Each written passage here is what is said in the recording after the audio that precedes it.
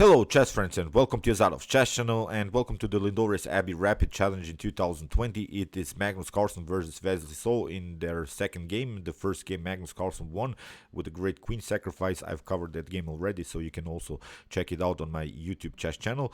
Now in the second game Wesley So had to do something in order to maybe get his first point from the match game. Let's see what happened, because there is a certain rivalry, I think, between Magnus Carlsen and Wesley So, as Wesley So won this Fischer Random World Championship against Magnus. Magnus was really disappointed with the loss in this format, so he had really his reasons to maybe crush even now Wesley So in their match game, because this was really, I think, one of the most disappointing events in 2019 for Magnus Carlsen. So let's check out now what happened in the second game.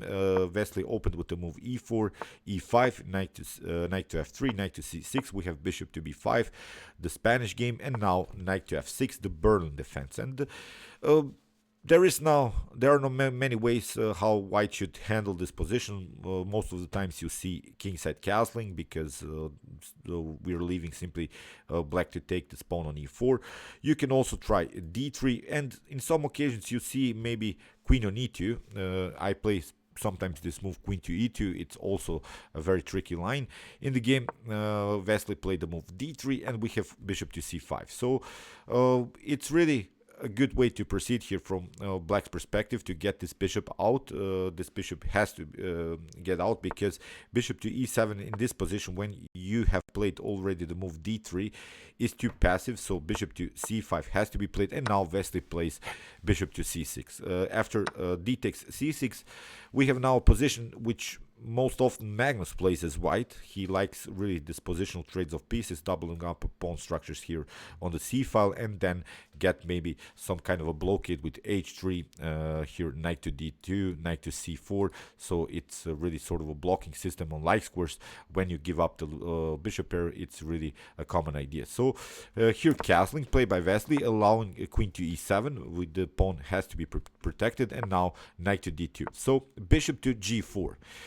Okay, I want to stop a little bit here, because this is already a tricky move by Magnus Carlsen. What he's trying here is, after something like h3, which happened in the game, is to he plays, of course, bishop to h5. This bishop stays here on this very important diagonal, and the queen doesn't have good squares. If you try queen to e2, queen to e1, it's really too passive. And I wanted to point you out how Wesley So plays this next couple of moves very, very well, because what you don't want to do is play here the move g4. You could do it, it's not losing immediately, it's even maybe a slightly advantage here for white, but that's not the point. Here g4, it's obvious that you weaken your pawn structure further and further. So here Wesley So will find a great way how to get out of this positional mess. He plays first the move knight to c4. So stays a little bit here pinned by the bishop on the queen, but this knight will come into the game, and we're trying maybe here knight to f5 and then knight to g3. We're trying a different way to attack this bishop without playing this move g4. In the game, knight to d7 played by Magnus, because now there was this threat to play g4 and then to take simply this pawn on e5. So that's why knight to d7. We have a3. Very nice move by Wesley So. Never allow this bishop to come to b4. We are trying now b4 ourselves. So that's why Magnus had to create some breathing spaces here for the bishop with the move a6. We have b4 anyway, and now bishop to a7. And now bishop to e3.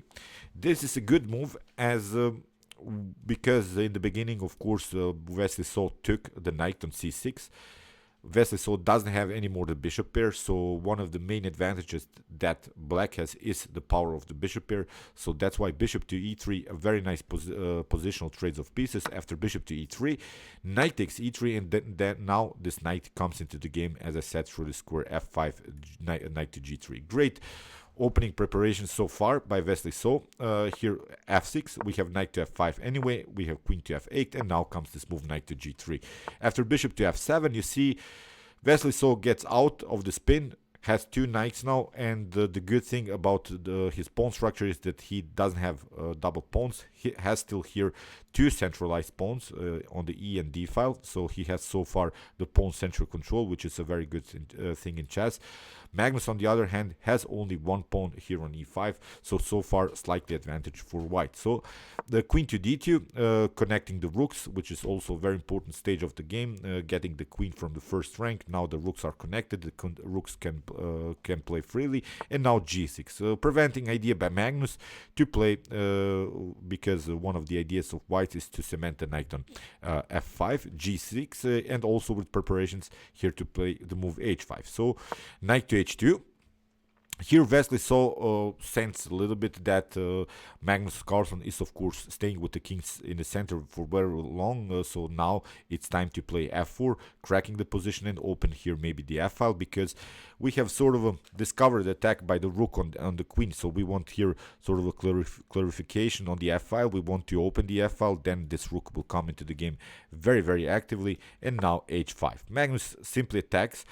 And the good thing for Magnus is that he can play on this flank attack because he's basically one move far away from queenside castling. So although his king is not secured, the king will be secured in a couple of moves. So it's not a problem that Wesley So will open the center. Still we can escape, of course, in move 1. So it's so far not a problem. f4, we have e takes f4, queen to f4, and now queenside castling by Magnus. He gets out of this mess, and here Wesley So finds, I think, a great move, because as I said, we had here the domination on the f-file. Here Wesley played the move e5. So what to do? If you take with the pawn, we can simply take the bishop, of course. If you take with the knight, we'll simply take the pawn with an attack on the knight, and still this is a good position, of course, for white. We have really, again, this f-file attack.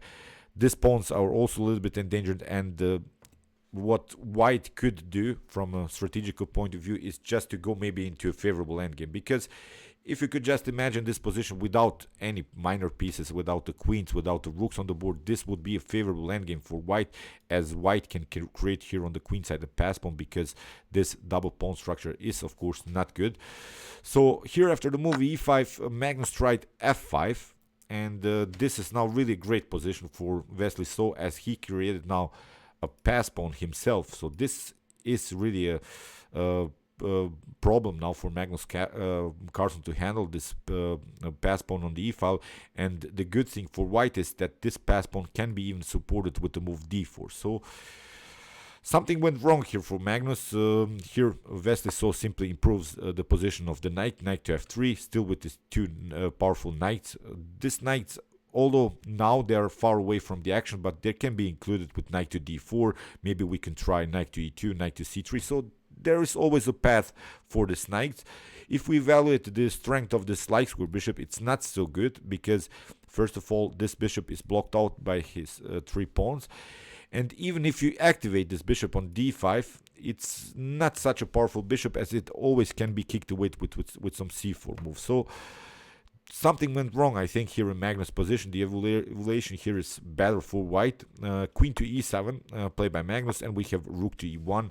It's really easy now for white to find the best next moves. Here we have a further support of our pass pawn. Great position here for white. So rook to e8, we have h5. In this position, Magnus Carlsen admitted in his later interview that he wanted to resign, how bad he felt here in this position. h5, great move, great positional move, because the only thing that Magnus maybe has here, if Wesley So wouldn't have played here this move h4, is maybe to play something like g5, maybe sacrifice a piece, then rook to g8, maybe try sort of a g-file attack, then maybe take out this pawn. So okay, but still it's really risky, because if you even take this pawn on e5, then you get d4. So really nothing special to do here for black. Here after the move h4, I think Wesley So paralyzed Magnus Carlsen's position. Really bad position for the world champion. h4, here bishop to d5, and we have now knight to g5. You see the dark squares are problematic here in black's position. Too many weaknesses. Also the f6 square is a weakness. So now there is also the threat. We could simply proceed with our e6 attack. So great game so far by Wesley. We have c5. Magnus sees his mistakes. He's trying here at least some kind of an activity on the queen side, because here we have 4 pawns. We want to also to improve our position of our double pawn structure. Rook to e3 by Wesley. We have b5, and now knight to e2, preparing knight to c3, attacking the d5 bishop here. Bishop to b7, and now knight to c3. C takes b4, a takes b4. The queen is covering that pawn, so everything is perfectly fine. Again, I'm pointing out, if you try knight to e5, then you get d4, so there will be the pin here by the rook on the queen. So knight to f6. Here Magnus plays a mistake. I think this is, of course, an improvement of the position of the knight, because the knight here on d7 is on a bad square, but knight to f6 doesn't bring you so much, because here Wesley So, I think, should have proceeded with the move e6, simply moving the pawn further. Rook to e1, maybe get some kind of a square, d4, d5, maybe even further support, then maybe c4, even if the position allows it, is also an idea to crack the position. But Wesley played maybe now inaccuracy. He played the move rook to e1, didn't proceed with his pawn here on e6. Here Magnus played knight to g4, attacking the rook, but okay, still it's a better position for white, but I think this e6 move would have been better. So rook to e2, still with the supported pass pawn situation here. c5 now finally by Magnus, and we have e6 now. We have c takes b4, and now Wesley So finds a great tactic, knight to f7, which is basically completely winning here for white. The problem is, if you take here b takes c3, it seems that Magnus can play this move, but then you get knight to d6, and the problem is you have to move the king on a dark square. If you try king to b8, then you get checked. If you try something like king to a7, then we have queen to d4. So far Magnus cannot take this knight. That's the problem here. After the move knight to f7, Magnus goes queen to c7, trying to simplify the position. Of course, here Wesley simply takes, king takes, and now knight takes h8. Great position here in the game. Magnus took, rook takes h8, and now knight to d1. So okay, here Magnus has to compete with his pawn. This is a very, very nasty pawn supported by these two rooks. Here in the game, e7 play by Wesley So, and we have bishop to d5. Magnus has to improve the position of his pieces. Still, of course, with some counter play possibilities with some a5, a4, because Magnus has, of course, by himself pass pawn situation, and Wesley So plays the move knight to e3. Okay, it's still a better position for white, but again, Wesley makes sort of an inaccuracy, because knight to f2 is much better, because there is a reason behind it. If now knight takes f2 happens, then you get with the king a tempo. So in endgames, it's all about tempos. So now there is a clear path for the king. King to g3, king to f4, king to g5. So now we could attack this pawn, then maybe after that this pawn. So you want, of course, you don't want to lose, of course, tempos in an endgame stage. Here, the move knight to e3. Okay, we can play knight takes e3, rook takes e3, but still the king isn't out. So that's the problem now in this position. So you see basically lost sort of a tempo, but okay, still it's a good position for Wesley So, still with this very nice pawn on e7. And Magnus, the only thing that he has now is the move a5. He has to move this pawn further. In the game, king to f2, here a4, king to g3, and now a3. King to f4, we have b3, and now c takes b3. And here Magnus plays the move rook b4.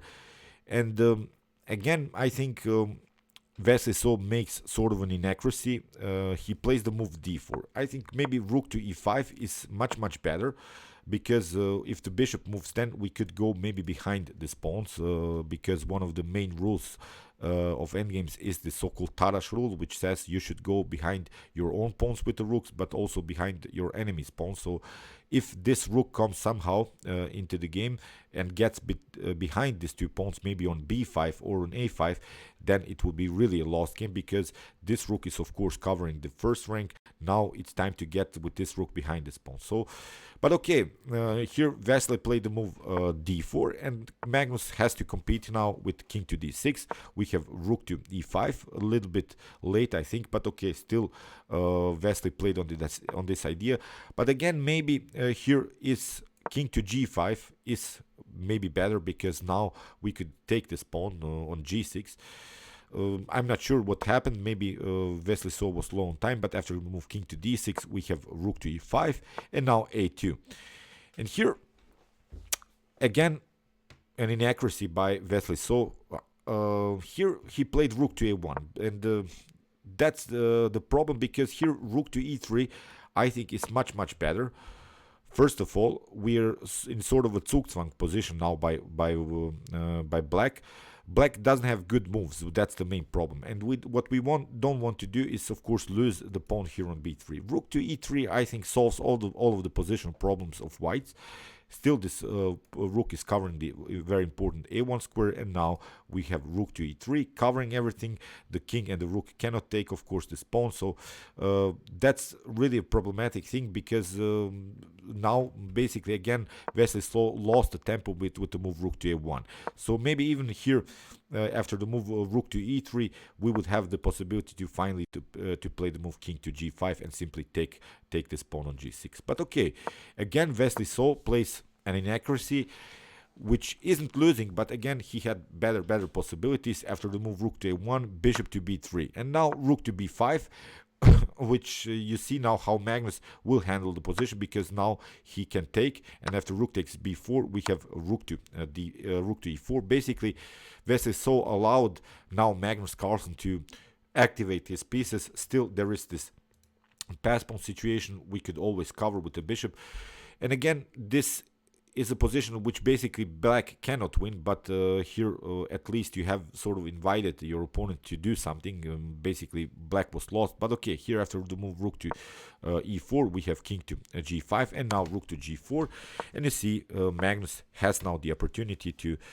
cover his bishop. Magnus gets out of this mess, and this position is basically a draw. But okay, rook to b5, here Wesley So cuts off the 5th rank. What he's trying to do is again sort of a Zugzwang position, in which Black has to decide with which piece to play. If he leaves with the bishop somewhere, then maybe we could take this a2 pawn. If the rook moves, of course, then you lose the bishop. So now rook to b5, cutting off this king, and in the game Magnus played bishop to c4. We have rook to c5, attacking here this bishop, and now bishop to d5 again, and now rook to a5. Here bishop to b3, here rook to c1. Now Wesley So is trying, of course, to include this other rook, maybe rook to c5, rook to b5, and then trying some checks, trying even maybe a sort of a checkmate pattern with these 2 rooks. And still this rook is covering, of course, this a1, so nothing can happen. In the game, rook takes g2 was played, and now Wesley So gets his rook finally on the 5th rank. We have rook to g1, and now rook to a6.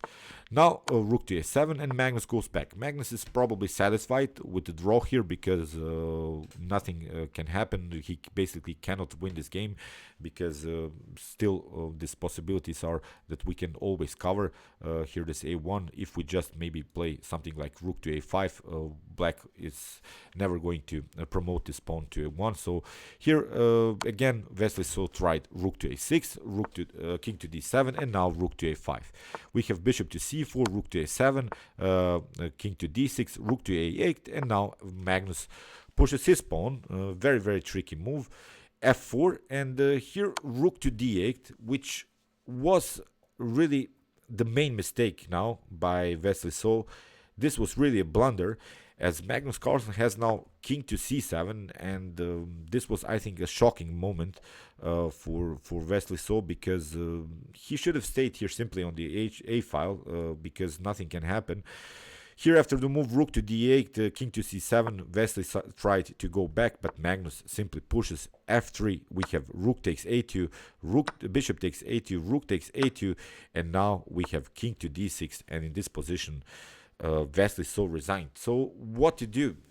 Basically, what Magnus Carlsen accomplished here is a huge restriction idea on White's king. The king cannot take the pawn, of course, on g6, and the main problem is that the king cannot go on f5. So now after the move king to d6, let's see possible continuation. If you try rook to f2, you see we can simply play rook to g3, and now this king will come to d5, then after that d4, then e3 attacking and simply pushing this pawn, and this rook is helpless without the help, of course, of the king. So in this position, as I said, after the move king to d6, Wesley So resigned, because if you even try to I don't know, make a move, not a problem. We could even try here rook to g2. If you take, of course, then it's game over again for White. So I'm not sure what happened, but again, Wesley So had his winning chances, but you see how Magnus plays. He really sees this best defensive ideas. That's why he's really the world champion. Even if he doesn't play the best openings, he gets out of this mess, and this is now his second win of their match game. The third game ended in a draw, so it means Magnus Carlsen has the first point. They will play tomorrow, and the day after will play another match game, another four games.